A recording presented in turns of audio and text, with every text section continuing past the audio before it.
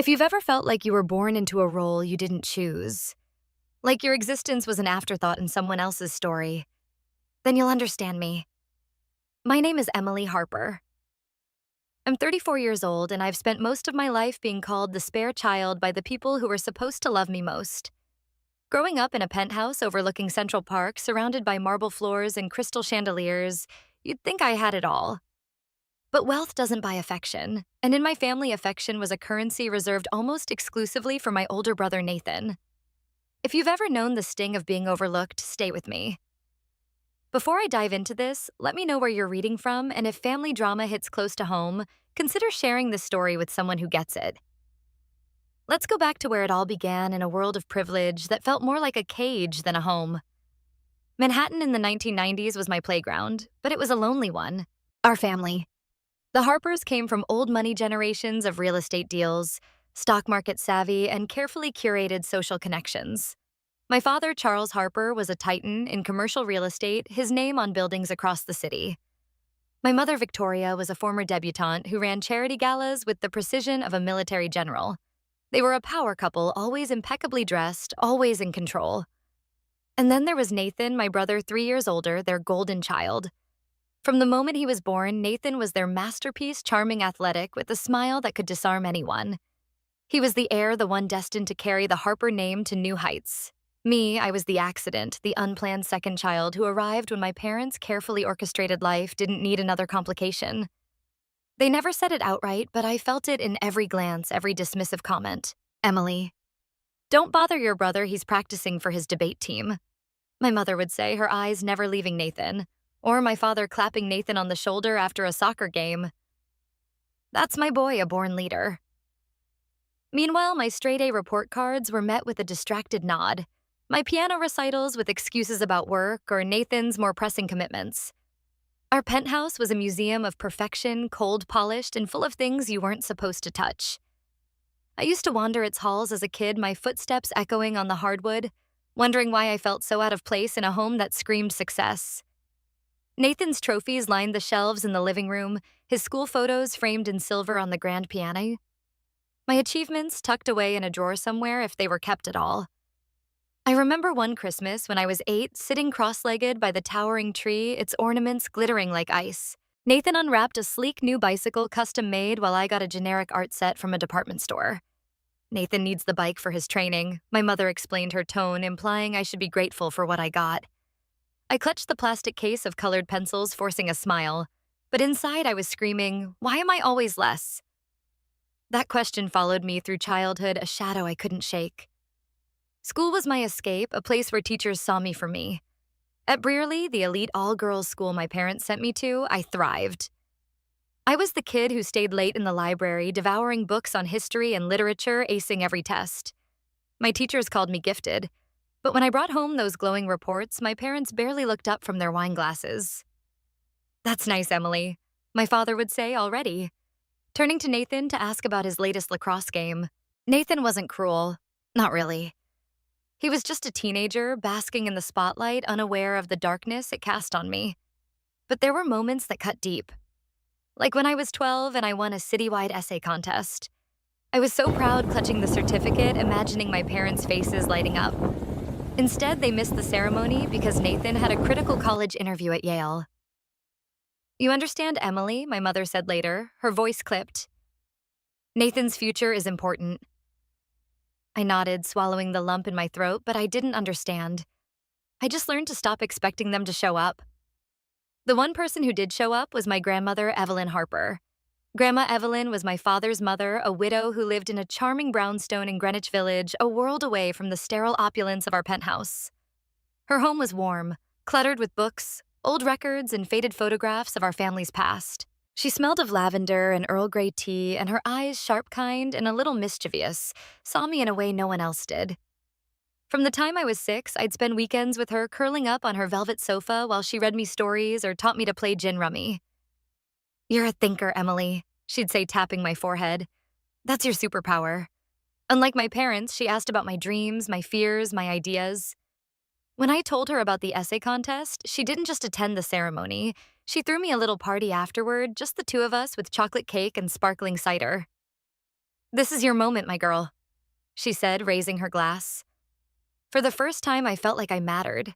Grandma Evelyn was the keeper of our family's history, and she shared it with me in a way that made me feel anchored. She'd pull out yellowed letters or sepia-toned photos telling me about her grandfather who built the Harper fortune from nothing or her mother who navigated the family through the Great Depression with cunning investments.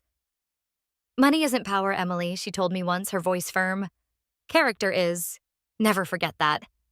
She had a quiet strength, a blend of grace and steel, and I wanted to be like her. But she also saw the cracks in our family.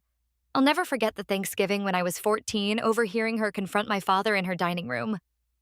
Charles, you missed Emily's debate championship last week, she said, her tone sharp. She was brilliant, but she kept looking for you. My father's reply was dismissive. Mother Nathan had his SAT prep.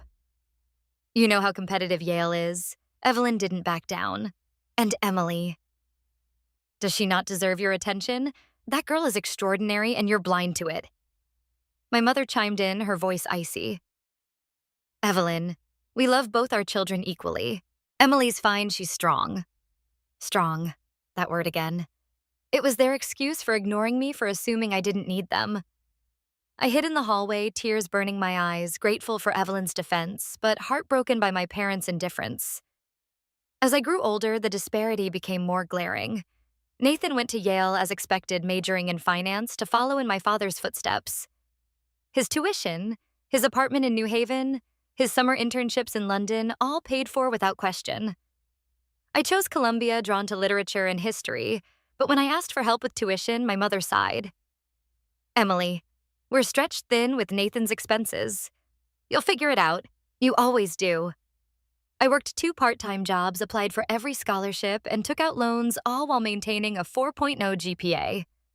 When I graduated magna cum laude, Evelyn was there cheering louder than anyone while my parents sent a text. Congrats, Emily. Sorry, we're at Nathan's firm gala.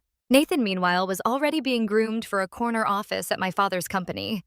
His mistakes glossed over, his successes amplified. When he crashed his new Porsche at 22, my father bought him another. When I struggled to pay rent on my tiny studio in Brooklyn, I got a lecture about financial responsibility. The nickname Spare Child started as a cruel joke, but it stuck.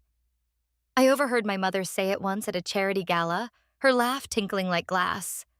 Oh, Nathan's our star. But Emily, she's the spare child always tagging along. The words seared into me, a brand I couldn't erase. Nathan picked it up, tossing it around casually. Don't worry, Spare, I'll save you a seat at the family table. He thought it was funny, but each time he said it, it chipped away at me. I started to believe it, that I was secondary and extra in their story. But Evelyn wouldn't let me. You are not Spare, she told me fiercely one summer evening when I was 25, sitting on her rooftop garden, the city skyline glittering below. You're essential, Emily. To me, to this family, to the world. Don't let their blindness define you. Her words were a lifeline, but they couldn't fully heal the wound of being unwanted in my own home. The turning point came when I was 30 during a rare moment of vulnerability. I was visiting my parents' penthouse for a tense family dinner, the kind where every conversation felt like a minefield. Nathan was there, regaling everyone with stories of his latest deal, while I sat quietly picking at my salad. After dinner, I wandered into my mother's study looking for a book to borrow. That's when I found it, a leather-bound journal tucked in a drawer, its pages filled with my mother's elegant handwriting. Curiosity got the better of me, and I flipped it open, expecting musings about her galas or social rivalries. Instead, I found an entry from 1990, the year I was born. Charles is furious about the pregnancy, she wrote. We only wanted one child, and Nathan is perfect. The second one is a mistake, a burden. I don't know how we'll manage. My breath caught the words blurring as tears welled up. A mistake. A burden. The truth I'd always sensed now in black and white.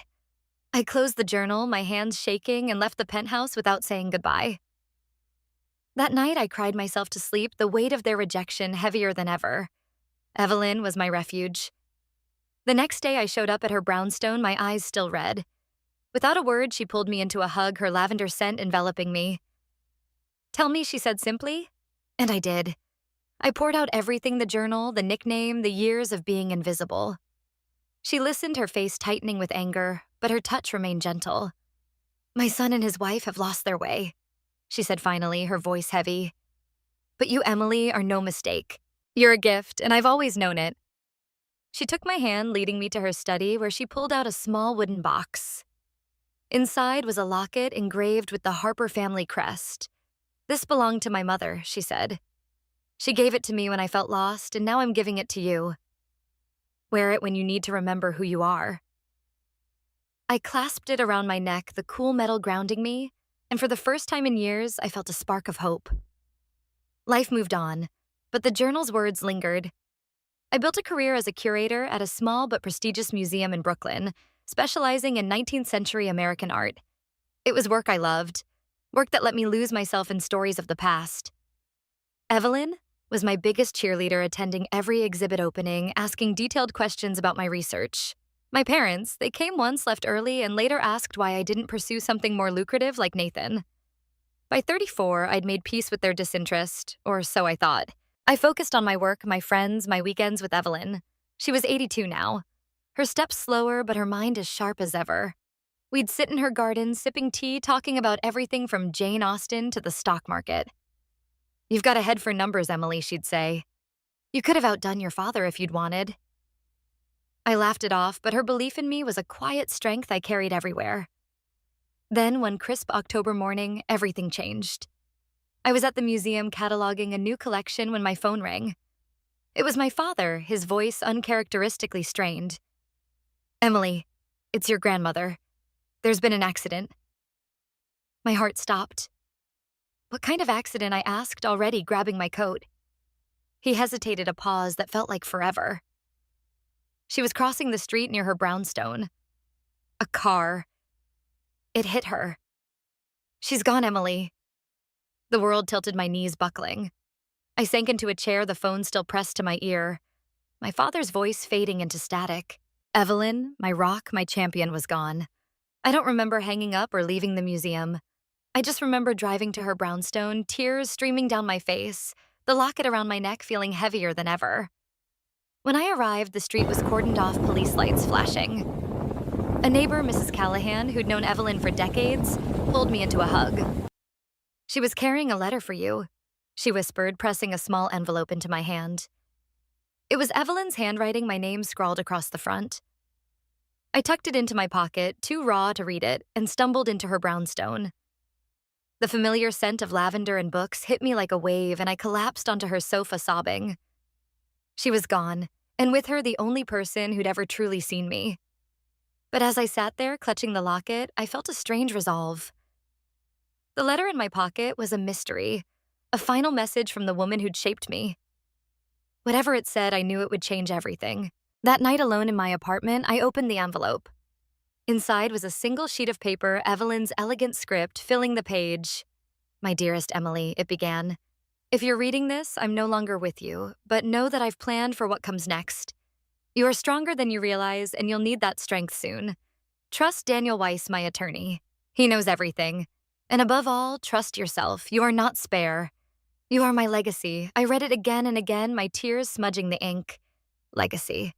What did she mean? I had no idea what was coming, but I felt the weight of her words like a torch being passed. The Harper family was about to face a reckoning, and I was at the center of it. Little did I know Evelyn's death would unleash a storm that would expose every secret, every lie, and every truth I'd spent my life avoiding. The world felt dimmer without Grandma Evelyn, as if her absence had drained the color from everything. 5 days after her accident, I found myself driving through Manhattan's gray streets, the weight of her final letter pressing against me like a stone. "You are my legacy," she'd written, her words both a comfort and a mystery. The locket she'd given me hung around my neck, its cool metal a reminder of her belief in me, but I couldn't shake the dread of what lay ahead. Today was the reading of her will, and as I pulled up to the sleek Midtown law firm, its glass facade looming under the overcast sky, I sensed the Harper family's carefully curated harmony was about to unravel. The conference room was a study in understated wealth, polished mahogany leather chairs and a view of Central Park shrouded in mist. My parents, Charles and Victoria, sat rigidly across the table, their faces masks of calculated grief.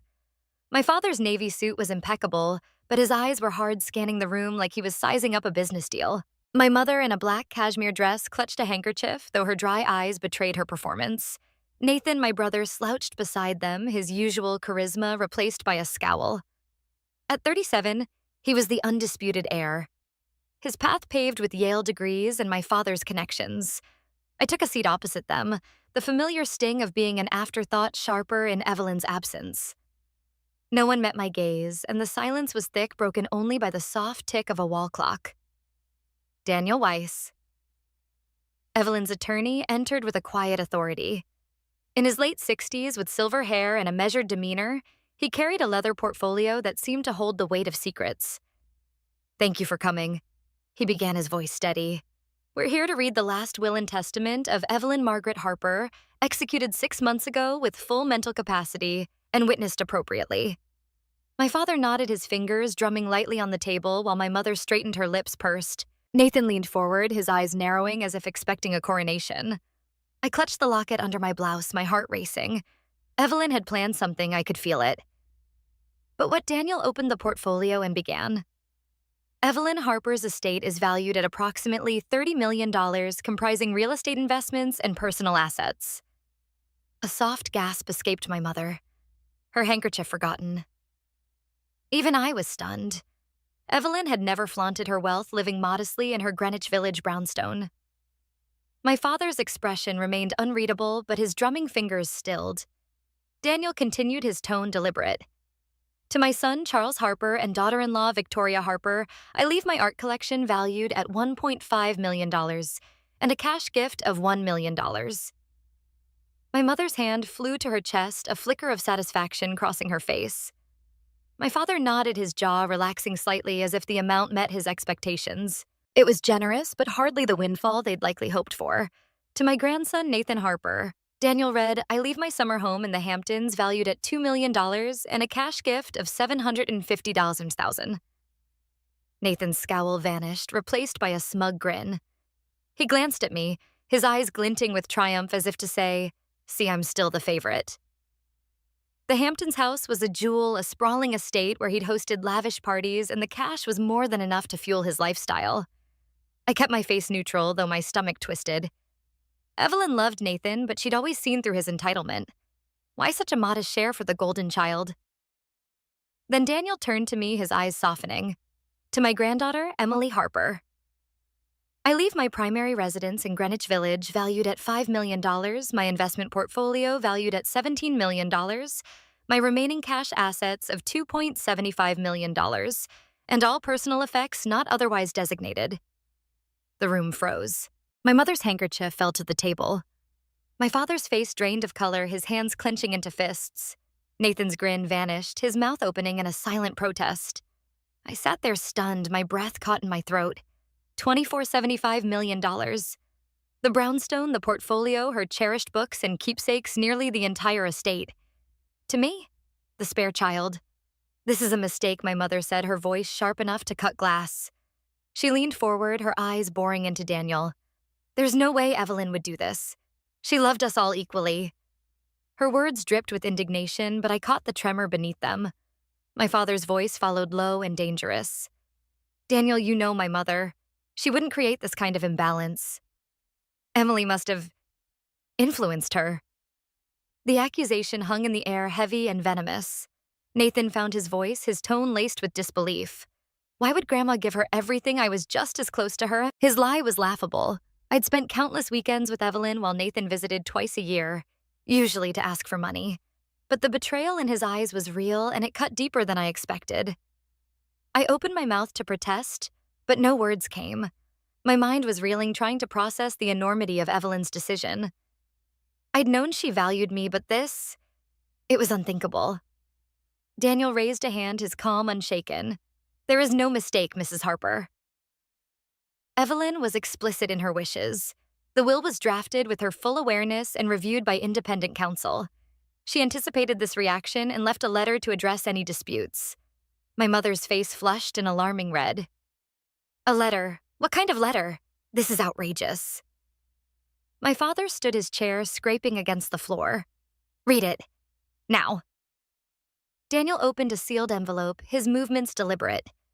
To my beloved family, he began reading Evelyn's words in a measured tone. If you're hearing this, it means my decisions have been questioned. Know that I made these choices with clarity and love after years of observation. My estate reflects not only my relationships, but also my judgment of each person's needs and responsibility. Charles and Victoria, you've built a comfortable life and received significant support from me over the years.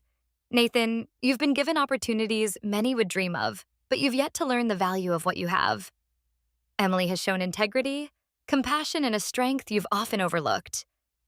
My decision honors her character and my belief in her ability to carry our family's values forward. I ask you to respect my wishes and preserve our family's unity. With all my love, Evelyn Harper.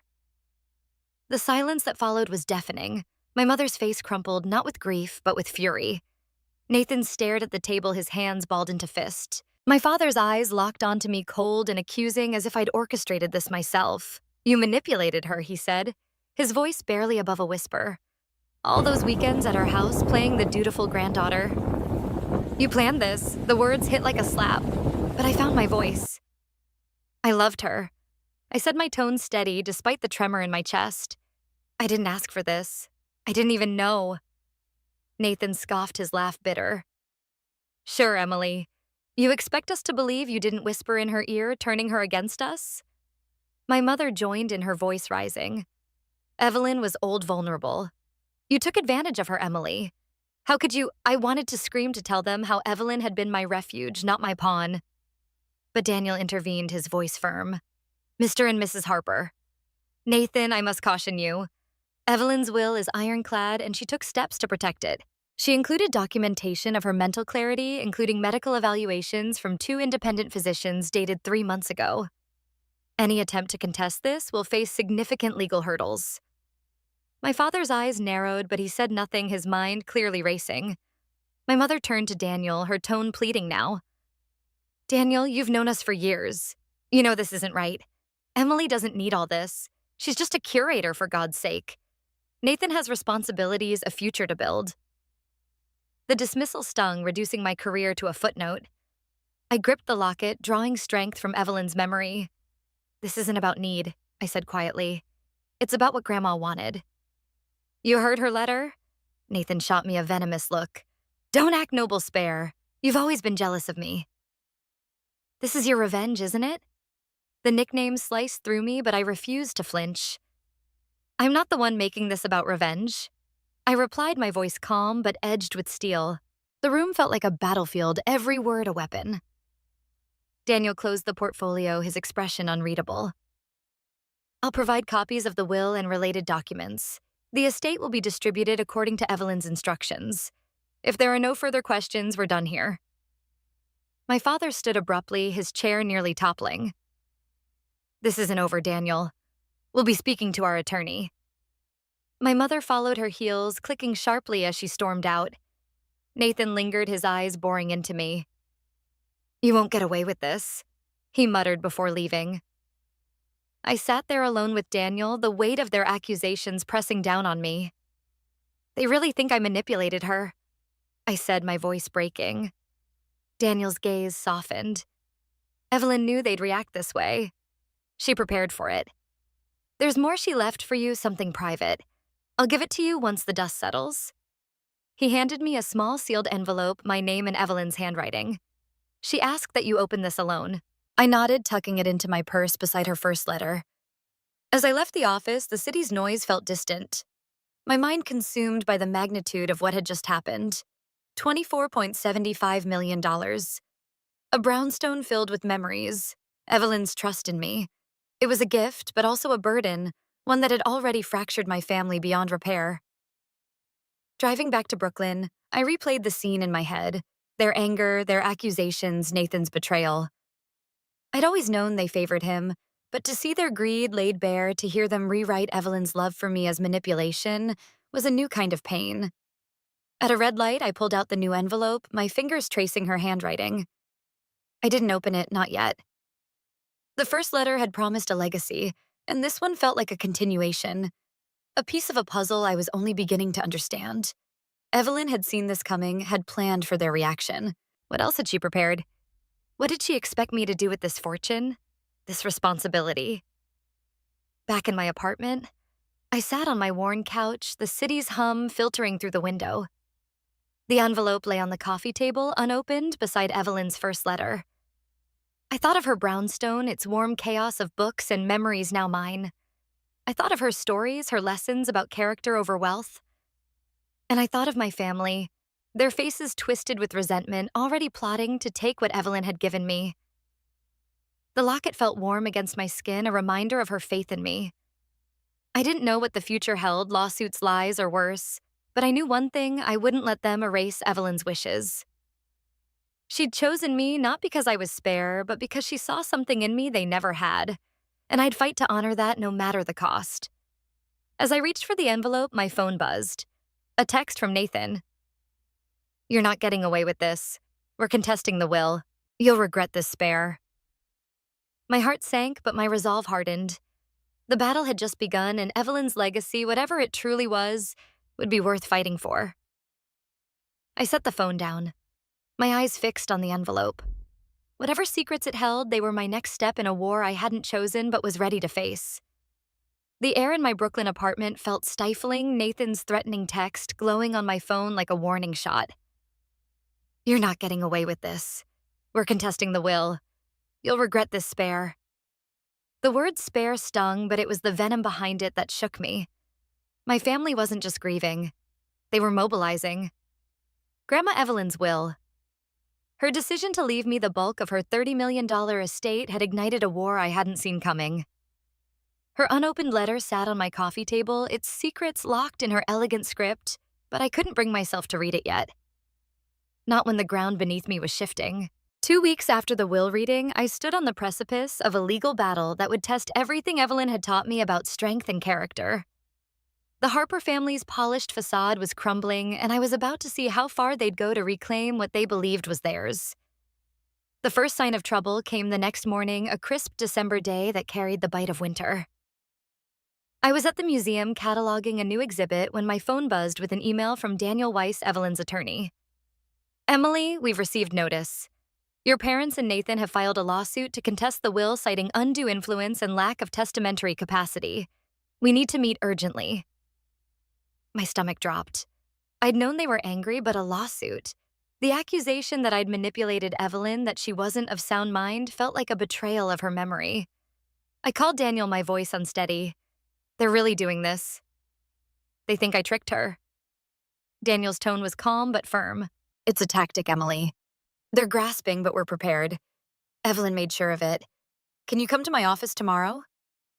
I agreed, the weight of his words. Evelyn made sure of it, echoing her letter's promise of a legacy I was only beginning to understand. The meeting at Daniel's Midtown office was a stark contrast to the will reading. Gone was the formal civility. Now the room hummed with urgency. Daniel spread documents across the conference table, his silver hair catching the morning light. "They've hired Lawrence Peterson," he said, his brow furrowing. "He's aggressive, specializes in high-stakes inheritance disputes. Their claim hinges on 2 points: that you exerted undue influence over Evelyn, isolating her from the family, and that she lacked the mental capacity to make such a disproportionate will." I clenched my fists, anger flaring. That's absurd. Evelyn was sharper than all of us. And I didn't isolate her, they barely visited her. Daniel nodded, sliding a folder toward me. "Exactly. Evelyn anticipated this. She left a trail of evidence to protect her wishes. Medical records from 2 neurologists, dated 4 months before her death, confirm her mental clarity. Letters she wrote to me over the years document her reasoning. And there's something else, a video she recorded 3 months ago addressing the will directly. A video. My heart raced. Evelyn's foresight was staggering, like she'd seen this battle coming years in advance. "Can I see it?" I asked. Daniel hesitated. "Not yet. It's sensitive, and I want to present it at the right moment in court. But trust me, it's powerful." He leaned forward, his eyes steady. "This won't be easy, Emily. Peterson will play dirty. They'll dig into your life, twist your relationship with Evelyn to fit their narrative. Are you ready for that?" I thought of her locket against my chest, her letter's call to trust myself. "I have to be," I said. "For her." Daniel gave me a small, approving nod. "Good. We'll file a response to dismiss their claim, but we need to prepare for a hearing. And Emily, watch your back. They're not just fighting in court." His warning proved prophetic. That evening, I opened my laptop to find a flood of notifications. A gossip blog notorious for Manhattan's elite had published a piece Harper Harris accused of swindling grandmother's fortune. My name was plastered across it alongside a photo of me leaving the museum, my face drawn with grief. The article painted me as a scheming opportunist, claiming I'd coerced Evelyn into rewriting her will while she was frail and confused. Anonymous sources, clearly my family, described me as obsessed with Evelyn's wealth and estranged from her parents due to jealousy. My hands shook as I scrolled through the comments. Gold digger. Disgrace to the Harper name. Bet she faked those tears at the funeral. It was a coordinated attack designed to poison public opinion before the case even reached court. I called Daniel, my voice tight with panic. They're spreading lies online. How do we stop this? He sighed, his tone grim. Peterson's firm has a history of using media to pressure defendants. We can't sue for libel yet, it's too vague, but we'll document everything. Stay off social media, Emily. Don't engage. Easier said than done. At the museum the next day, colleagues whispered behind my back, their glances heavy with curiosity. Even my boss, usually supportive, called me into her office. Emily, this publicity, it's not great for the museum. Can you keep a low profile?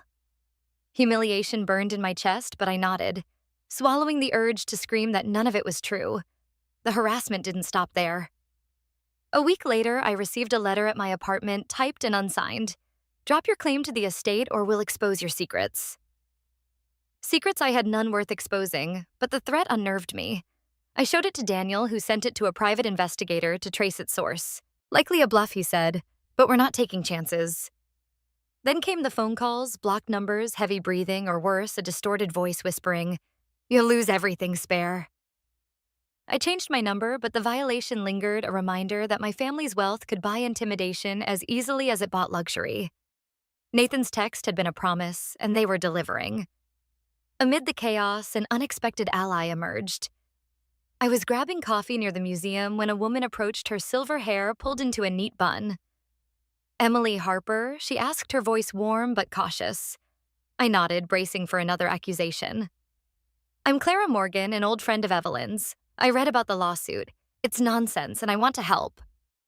Clara, a retired journalist in her 70s, had known Evelyn for decades, their friendship forged over shared love of literature and quiet rebellion against Manhattan's social elite.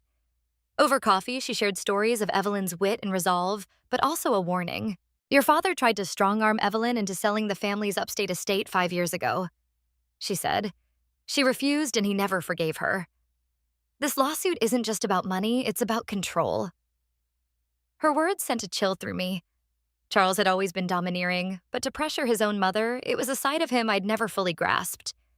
Clara's revelation gave me a new lens on the documents Daniel was preparing. Among them was a ledger Evelyn had kept detailing financial support she'd given my family.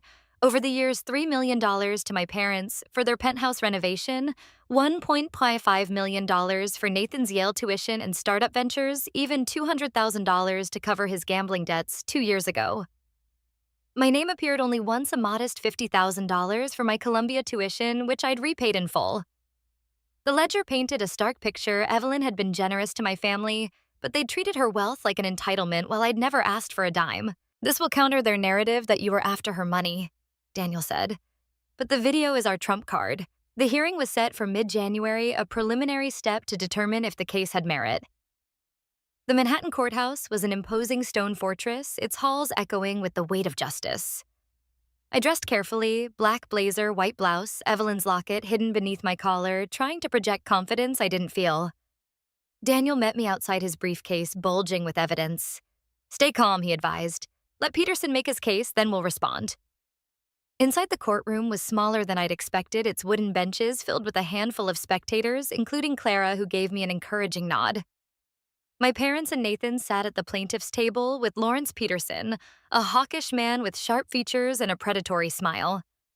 Nathan avoided my gaze, his jaw tight, while my mother stared straight ahead, her face a mask of resolve. My father's eyes met mine briefly, cold and unyielding, before turning away. Judge Margaret Ellison, a stern woman in her 60s, called the session to order. Peterson rose, his voice smooth and commanding. Your Honor, we're here to rectify a grave injustice. Evelyn Harper. A vulnerable elderly woman was unduly influenced by her granddaughter, Emily Harper, who isolated her from her family and manipulated her into rewriting her will.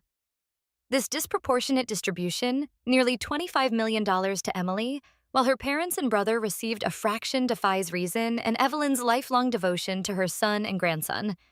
He painted a damning picture claiming I'd monopolized Evelyn's time, poisoned her against my family, and exploited her declining health. Each word was a distortion, twisting my love for Evelyn into something sinister. I gripped the table, my nails digging into the wood as he concluded, "We ask the court to invalidate this will and distribute the estate equitably." Daniel stood his presence, a quiet counterpoint to Peterson's theatrics. "Your Honor, the plaintiff's claims are baseless, rooted in speculation rather than evidence." Evelyn Harper was of sound mind as confirmed by medical evaluations, and her will reflects her deliberate choices. She anticipated this challenge and left irrefutable proof of her intentions. He presented the ledger detailing Evelyn's financial support to my family and the medical records which Judge Ellison reviewed with a furrowed brow. Then, with a glance at me, Daniel requested permission to play the video. This recording, made by Evelyn Harper on September 10, 2024, addresses her estate decisions directly. The courtroom fell silent as a screen was set up. My heart pounded as Evelyn's face appeared, her silver hair pulled back, her eyes sharp and resolute. She sat in her brownstone study, surrounded by books, her voice steady. "I'm recording this on September 10th, 2024, of my own free will with full mental capacity. My name is Evelyn Harper, and I want to clarify my estate decisions as I suspect they may be questioned." She paused, her gaze piercing as if speaking directly to me. "To my son Charles and his wife Victoria, I've given generously over the years, millions for your lifestyle, your debts, your ambitions, yet you've repeatedly asked for more, including pressuring me to sell the family's upstate estate for your gain. I refused not out of spite, but because I value our legacy over your greed." A murmur rippled through the courtroom. My father's face paled, his hands gripping the table. Evelyn continued, her tone firm. "To my grandson Nathan, I've provided opportunities, education ventures, even covering your reckless debts. But you've shown little gratitude or responsibility. I love you, but love doesn't mean enabling excess." Nathan's head dropped, his bravado gone. Then Evelyn's voice softened. "To my granddaughter Emily, I leave the majority of my estate not because she asked for it, she never did, but because she embodies the character I cherish. She's shown kindness, integrity, and a love for our family's history that you've overlooked. My decision is not a punishment, but a reflection of who I trust to carry our values forward." As the video ended, tears stung my eyes. Evelyn had laid bare the truth, exposing my family's entitlement and validating my place in her heart. Judge Ellison's expression was unreadable, but her eyes lingered on my parents, who sat frozen. Peterson recovered quickly, his tone dismissive. "Your Honor, this video is emotional manipulation, not evidence." Evelyn was clearly influenced by Emily's constant presence.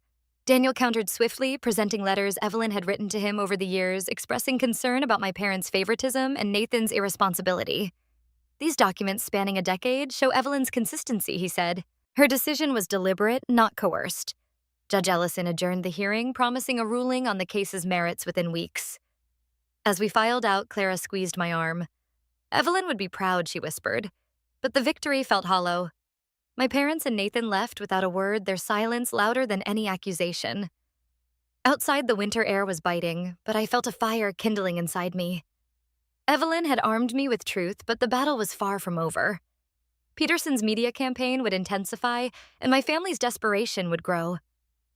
I slipped my hand into my purse, touching the unopened letter. Whatever Evelyn had left me next, it was time to face it. The courthouse steps stretched before me, each one a challenge I was ready to meet for her and for myself.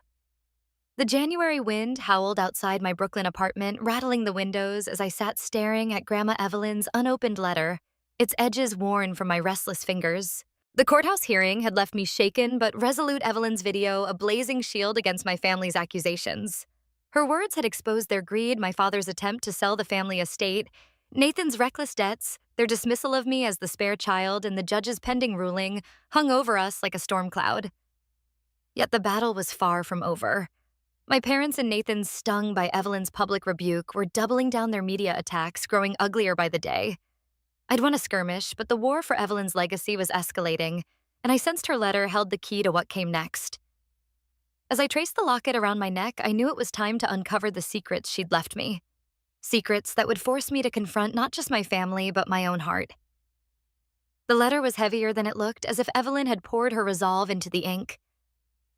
I broke the seal, my breath shallow, and unfolded the single page. Her handwriting was steady, dated just 2 months before her accident. "My dearest Emily," it began. "If you're reading this, the fight I feared has begun. You've seen their anger, their refusal to accept my choices. But there's more they don't know, a safeguard I created to protect you, and perhaps to offer them a chance at redemption. In my safe behind the portrait in my study, you'll find documents detailing a secondary trust valued at $5 million. It's yours to control, but it comes with conditions I trust you to enforce. Daniel will guide you, but the choice is yours alone. Be brave, my girl. You are stronger than their lies." My pulse quickened. A secondary trust. Another layer of Evelyn's foresight hidden even from Daniel until now. I grabbed my coat and keys, the need to reach her brownstone overwhelming. Whatever this trust was, it was a weapon or a lifeline. The Greenwich Village brownstone, now mine, felt like a sanctuary despite the legal storm. Its familiar creak of floorboards and faint lavender scent wrapped around me as I stepped inside, the weight of Evelyn's absence tempered by her presence in every book and trinket. In her study, I faced the portrait of her mother, a stern woman with Evelyn's sharp eyes. My hands trembled as I lifted it from the wall, revealing a small safe. The combination, my birth date, a detail that made my throat tighten, unlocked it with a soft click. Inside was a manila envelope labeled "Secondary Trust," and a smaller note in Evelyn's hand for Emily, when the time comes. I sank into her leather chair, the documents spilling across the desk. The trust was real, $5 million in liquid assets, but its conditions were a bombshell. The funds were designated for my parents and Nathan, but only if they issued a public written apology for their years of favoring Nathan and marginalizing me. If they refused, the money would fund a charitable foundation under my direction dedicated to supporting overlooked children. A final clause reserved $1 million for me. No strings attached, a gift Evelyn called your freedom to choose. I sat back stunned. Evelyn had crafted a moral gauntlet, forcing my family to confront their actions or lose everything. The apology wasn't just words, it was a public reckoning, a dismantling of the Harper myth of perfection. And the foundation. It was a mirror of my own childhood, a way to turn my pain into purpose. But the choice to reveal the trust was mine, and it felt like standing at a crossroads. Did I offer them this chance knowing they might twist it against me? Or did I let the money flow to the foundation, cutting them off for good? I tucked the documents into my bag, the decision too heavy for one night. As I locked the brownstone, the city's hum felt distant. My mind consumed by Evelyn's genius and the burden she'd entrusted to me. The next morning, I met Daniel at his office, the trust documents spread between us. His eyes widened as he read, a rare crack in his composure. "Evelyn was a strategist," he said, shaking his head. "This trust is a masterstroke, generous, but with teeth. If they apologize, they get the money, but they have to admit their failures publicly. If they don't, you build something meaningful in her name. Either way, you hold the power." I nodded, my resolve hardening. I want to tell them I said. Not because they deserve it, but because Evelyn believed in giving people a chance to change even when they don't deserve it. Daniel's smile was faint but approving. "I'll arrange a meeting, but be prepared they won't take this lying down." The meeting was set for the following week at Daniel's office, a neutral ground that felt anything but. In the days leading up, the media attacks intensified. A new article surfaced, this one in a major tabloid, claiming I'd stolen Evelyn's affection by feeding her lies about my family's neglect. The source, an anonymous family friend who sounded suspiciously like my mother. Social media was worse. Trolls, likely hired by Peterson, flooded my accounts with vitriol, calling me a greedy leech and worse. I followed Daniel's advice, staying offline, but the isolation was crushing. At the museum, whispers followed me, and I took a leave of absence, unable to bear the scrutiny. The only bright spot was Clara Morgan, Evelyn's friend, who called daily, her journalist's instincts sharp. "They're desperate," she said one evening over tea.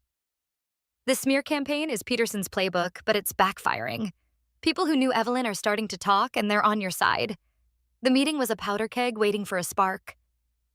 Daniel's conference room, with its mahogany table and city views, felt smaller this time, the air thick with tension. My parents arrived first, Charles in a charcoal suit, his face a mask of barely contained rage.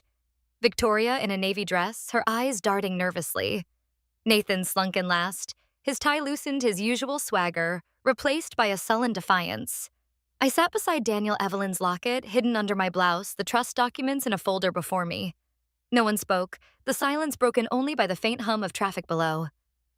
Daniel cleared his throat, his voice steady. We're here to discuss a previously undisclosed provision of Evelyn Harper's estate, a secondary trust valued at $5 million. Emily has chosen to share its existence with you, though she was under no obligation to do so. My father's eyes narrowed, his voice clipped. Another trust. What's the catch? Daniel slid copies of the trust agreement across the table. The funds are designated for Charles, Victoria, and Nathan, but there are conditions. You must issue a public written apology acknowledging the preferential treatment of Nathan over Emily throughout her life. The apology must be published in a major newspaper and verified by this firm. If you refuse, the funds will be redirected to a charitable foundation with Emily as its director. My mother's gasp was audible, her hand flying to her throat. Nathan's face reddened, his voice rising. An apology. For what? Raising me right? This is blackmail. My father's reaction was colder, his eyes locked on me. You're behind this, aren't you? Another scheme to humiliate us. I met his gaze, my voice calm but firm. This was Evelyn's idea, not mine. She wanted you to face the truth. I'm just honoring her wishes. Victoria's voice trembled, her composure cracking. You expect us to grovel publicly to admit we were bad parents? This is cruel, Emily. The irony of her calling Evelyn cruel nearly made me laugh, but I held my ground. It's not about cruelty, it's about accountability. Evelyn believed in second chances, but they come with honesty. Nathan slammed his hand on the table, his eyes blazing. You're loving this, aren't you, spare, or holding this over us like some saint? You've always hated me. His words cut, but something shifted in me, a clarity Evelyn had nurtured. I don't hate you, Nathan, I said softly. I just wanted to be seen. Evelyn saw me, and that's why she trusted me with this. The room fell silent, the weight of my words settling over us. Daniel interjected, his tone measured. You have 30 days to decide. The trust's terms are non-negotiable. My father stood, his voice icy. We'll need to discuss this privately. But don't think this changes anything, Emily. The lawsuit continues. Victoria followed her eyes, avoiding mine, while Nathan stormed out, muttering under his breath. As the door closed, I exhaled, my hands trembling. Daniel squeezed my shoulder. You did well. That took courage. I nodded, but the encounter left me hollow. I'd offered them a path to redemption, but their defiance suggested they'd rather burn it all down. That evening alone in my apartment, I replayed Nathan's words, his accusation that I hated him. Did I? I'd spent years envying his place in our parents' hearts, but hate no. I pitied him, trapped in a role that demanded perfection but left him hollow. And then, unexpectedly, my phone rang. Nathan's name flashed on the screen, and I answered, bracing myself. Emily. He said, his voice low, almost broken. I didn't know Grandma thought that about me. The debt's the entitlement. She was right, wasn't she? I was stunned, his vulnerability, a crack in the armor he'd always worn. She loved you, Nathan, I said carefully. She just wanted you to grow. He was quiet for a long moment. Mom and Dad, they pushed me to be their star. I didn't see how it hurt you. Not until now.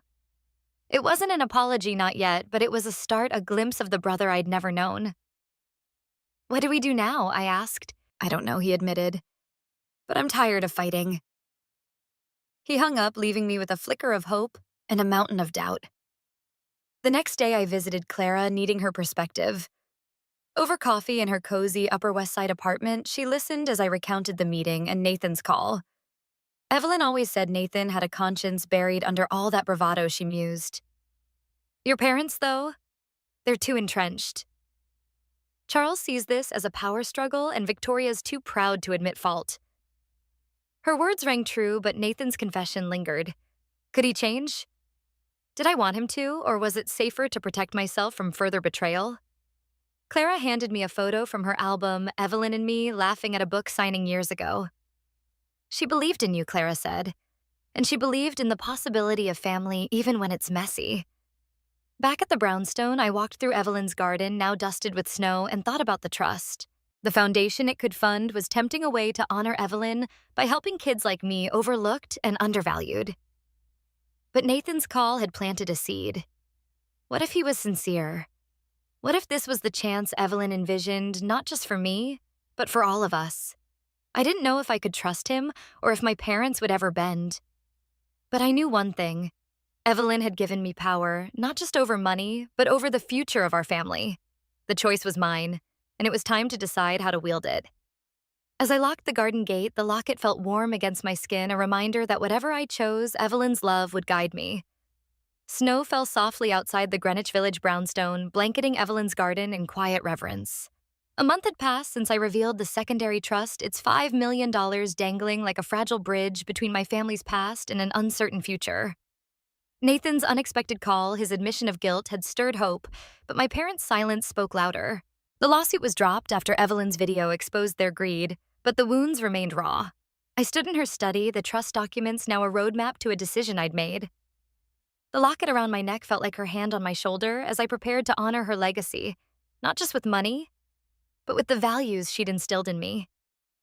I chose the foundation. The Evelyn Harper Foundation would support children overlooked by their families, offering scholarships and mentorship to those who, like me, had been labeled spare.